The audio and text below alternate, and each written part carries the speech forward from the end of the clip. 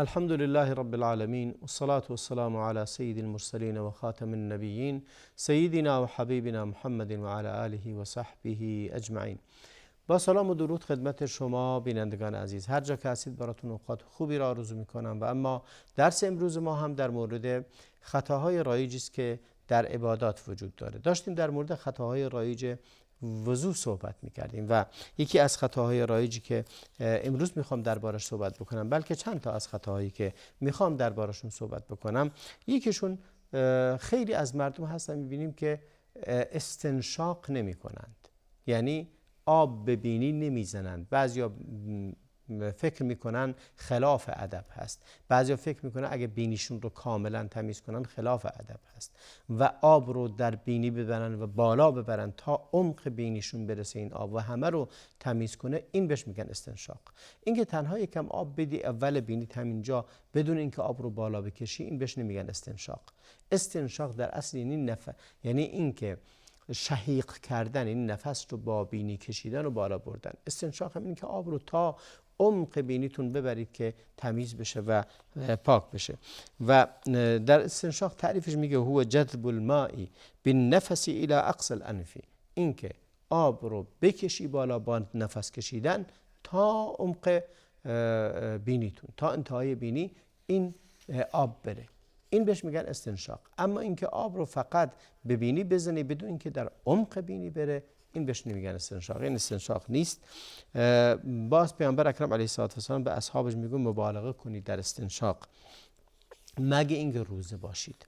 در صحیح اومده همونطوری که من در برنامه قبلی هم خوندم، فرمود اسبغ الوضوء و خلل بین الاصابع و بالغ فی الاستنشاق الا ان تكون صائما.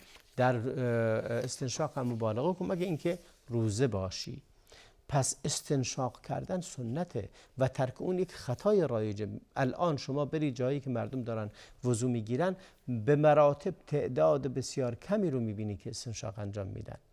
بیشتر اونایی که دارن چی میکنن، بعضی اصلا آب نمیزنن به بینیشون، بعضی اگه بزنن یک چیز خیلی فرمالیته و همینطوری به خاطر شکل این عبادت رو رعایت میکنن. عبادت نیومده برای اینکه فقط شکلش رو رعایت کنی، باید مضمون رو رعایت کنی، باید عمق موضوع رو رعایت کنی. پیامبر فرمود مبالغه کنید، یعنی زیاده این رو انجام بدید. و کلمه استنشاق می لغتی این معنی رو میده، میگه شما حتی در مورد استنشاق، کلمه استنشاق در عربی یعنی نفس کشیدن. شما میرید مثلا اگر دود رو استنشاق کنید، یعنی دود رو بالا کشیدید رفته تا انتهای بینیتون، و این استنشاق فرقی نمیکنه. ولی در وضو استنشاق اونیه که آب رو همراه با نفس بالا بکشی و تا انتهای بینی برسه. این خطای رایجی، باید حتما این سنت رو انجام بدیم و ترک این سنت اجر ما رو در عبادت کم می کند. موضوع مهمی، یکی از خطاهای رایج و مهمی که وجود داره و خیلی به اون متاسفانه مبتلا هستن جامعه، اسراف کردن در آب. اسراف در مصرف آب برای وضو. پیامبر اکرم علیه السلام با یک مشت آب وضو می گرفتند. امروز شما ببینید شیر آب رو باز میکنه تا آخر با سرعت زیاد این آب داره میره. این هم خیلی آهسته داره، خلاصه حالا بینش هم امکان داره حرف بزنه، آهسته آهسته داره دستش رو میشوره، بعد بیشتر از 3 بار چندین بار میشوره، صورت رو چندین بار میشوره، آب زیاد میریزه، دست رو خلاصه نه 1 بار نه 2 بار دستش رو میبره زیر آب 10 بار این رو تکرار اینا همه خلاف سنت و اسراف کردن در آب جزو بدترین نوع اسراف هست و عموماً نهی شده از اسراف. شما ببینید در قرآن که ولا تسرفوا، آیات زیادی است، فرمود کلوا واشربوا ولا تسرفوا انه لا يحب المسرفین. بخورید و بیاشامید و اسراف نکنید. خداوند اسرافگران رو دوست ندارد. اون در مورد خوردن و آشامیدن نباید اسراف کنی. الان در مورد وضو هم همچنین، شما نباید بیشتر از نیاز خودتون آب بریزید برای وضو. سنت پیامبر که بالاترین کاملترین عبادت رو پیامبر انجام میدادن، با یک مشت آب وضو میگرفتن. یعنی یک مد میگن. یک مد یعنی اینکه پر 2 تا کف دست که اینطوری کامل، یک نه دست کوچک بلکه دست انسان میگن متوسط القامه‌ای، اینقدر وضو می گرفتند و البته پیمانه ای داشتند برای این پیمانه به اندازه یک مشت بود، به اندازه یک کاسه یک نسبتا بزرگی کامل وضو می گرفتند و انسان نباید تعدا کنه در وضو گرفتن و حدیثی که حدیث صحیح از ابو داود روایت کرده از عبدالله بن مغفل که گفت رسول الله صلی الله علیه و سلم فرمودند انه سيكون في هذه الامه قوم يعتدون في الطهور والدعاء. در میان امت من قومی هستند که تعدا میکنند در دعا و در وضو، در طهارت و در دعا تجاوز میکنند، یعنی زیاده روی میکنند، از حد تجاوز میکنند.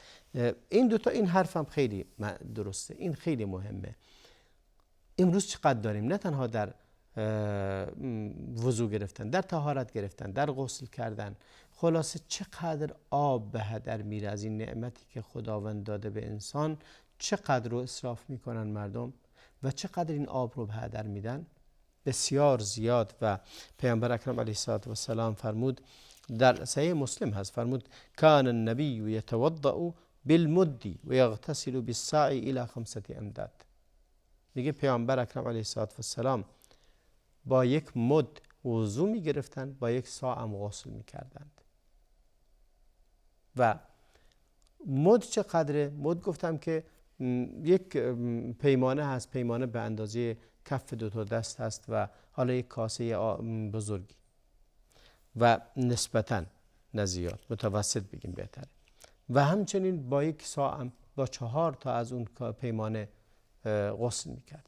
بعضی وقتا 5 تا پیمانه، آخرش 5 کاسه آب پیامبر اکرم علیه السلام غسل می‌کردند. ابن قیم در کتاب زاد المعاد میگه کان النبی من ایسر الناس صبا لماء الوضوء. پیامبر علیه السلام از همه آسانگیرتر بود در این که آب بریزه برای وضو گرفتن. و کان یحذر امته من الاسراف فیه. می‌فرماید که امتش رو بر حذر می‌داشت از این که در آب ریختن یا در مصرف کردن آب اسراف کنند. و اخبر انه یکون فی امته من یعتدی فی الطهور. و خبر داده پیامبر اکرم که در میان امتش کسانی هستند که متجاوز هستند در وضو و در طهارت و در دعا. در دعا چه اعتدایی میکنه؟ زیاد و فراوان هستند که کسانی که دارن اعتدا میکنن در دعا و الفاظ مسجع و الفاظ منقح و الفاظ قافیه و تکرار کردن عبارات غلط. و پیامبر اکرم علیه السلام دعاش خیلی ساده و آسون بوده، بسیار آسون دعا میکرده، بسیار آسون هم وضو میگرفته. و دین پیامبر، دینی که اسلام اومده، پیامبر این دین رو آورده، دین یسره، نه اینکه سخت گیری کنید. پیامبر فرموده ایسر الناس وضوءا. ابن قیم میگه از همه آسونتر وضو میگرفت، اینقدر پیچیدگی نداشت، خیلی راحت با یک مشت آب وضو میگرفت و خیلی جمع و جور تمیز. یا در حدیث دیگری فرمود که در آب لا تسرف فی الماء ولو کنت علی نهر جاری. میگه در آب اسراف مکن، اگر حتی بر یک نهر روان هم بودی اسراف نکن. یعنی شما میرید از یک آب روان، یک نهر جاری که داره میره وضو میگیری، پیامبر فرمود اسراف نکن، به اندازه خودت بردار وضو تو بگیر و تموم شد. حق نداریم ما این نعمت بزرگ رو به هدر بدیم و متاسفانه امروز بسیار فراوانند کسانی که یا معظم کسانی که نماز میخونن در وضو گرفتن اسراف میکنن و آب زیادی رو مصرف میکنن و این خطای بسیار رایج و غلطی است و اینا اعتقاد دارن که باید بیشتر بشیم، میگن باید زیر هر موی آب بره. ما تکلیف داریم این رو ببینیم خیس شد تموم، تکلیف نداریم این که دیگه دقت کنیم ضربین بذاریم روی تک تک موها ببینیم واقعا خیس شده یا نشده. یا بعضیا بیش از اندازه دست میکشن به اعضای وضوشون که آب رفته. بله سنت 3 بار دست بکشید، تخلیل اصابع کنید، اما اسراف نکنید. موضوع بعدی که وجود داره یا خطای رایج بعدی، اعتقاد بعضی از مردم است که فکر میکنن که وضو اگه 3 بار نشوری وضوت کامل نیست.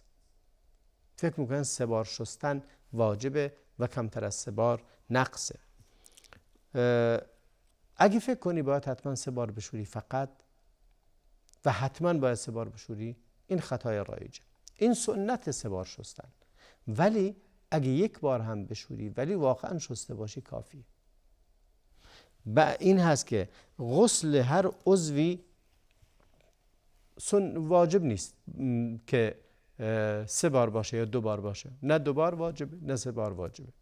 اینا سنتن که 3 بار بشوری، ولی در قرآن کریم فرمود فغسلوا، نه فرمود 3 بار 2 بار. در سنت اومده 3 بار، در سنت هم برای سنت اومده نه برای واجب. بعضیا چون عده‌ای فکر میکنن اگه کمتر از 3 بار بود، مثلا 1 بار شسته کامل، میدونه که شسته شده، میدونه که خیس شده شسته شده، ولی تبدیلش میکنه به 2 تا، تبدیلش میکنه به 3 تا. بعضیا خب احتیاط هم میکنن 4 و 5 و 6 بار میشوره و فکر میکنه این دوری عبادتش درسته و لذت میبره از اینکه فکر میکنه عبادت کاملی انجام داده. این در حالی است که خلاف سنت کرده، خلاف سنت عمل کرده. سنت این است که 3 بار بشوری، بیشتر از اون درست نیست.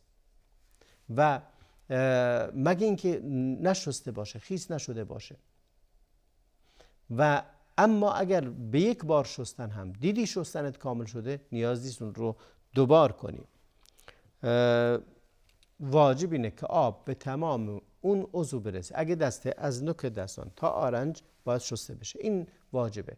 اما اینکه تعداد عدد دفعاتی که میشوری بهش واجب نیست، همون 1 بار هم کافیه. و حدیث پیامبر اومد که فرمود توضأ مرة مره، حدیث متفقانه، 1 بار وضو بگیر. یعنی 1 بار دیدی کامل شده 2 تا 3 تا، اگه کامل نشده بود همون 1 2 تا 3 تا، اگر 1 کامل شد دیگه کافیه و وضو درسته. یا در حدیث دیگه فرمود توضأ مرتين، در حدیث دیگه فرمود توضأ ثلاثا، 3 تا 3 تا.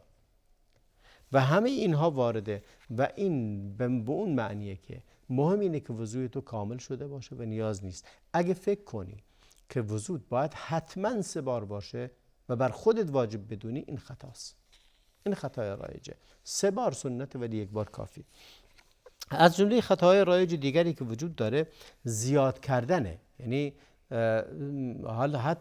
حالا با 1 بار وضوش کامل شده، 2 بار میکنه، 3 بار میکنه، سنت هم تموم شده، حالا شروع میکنه 4 و 5 و 6 و اینقدر آب میریزه، اینقدر اسراف میکنه، بسیار فراوان. اینم خطای رایجیه. در حدیثی از عمرو بن شعیب هست که از پدرش از جدش روایت کرده که جاء اعرابی الى النبی صلی الله علیه وسلم، یک شخص اعرابی اومد نزد رسول الله صلی الله علیه وسلم فسأله عن الوضوء فاراه ثلاثا. سوال کرد از وضوء پیامبر فرمود 3 تا 3 تا، هر عضو رو 3 بار. ثم قال هكذا الوضوء فمن زاد على هذا فقد اساء و تعدى و ظلم. این خیلی مهمه. این حدیث میگه هر کسی از این اضافه تر بشوره عضوی رو. ببین پیامبر برای این اعرابی، یعنی کسی که از اهل بادیه هست، اومد و سوال کرد، گفت وضو چطوریه؟ پیامبرم وضو رو نشونش داد، 3 بار هر عضو رو شست.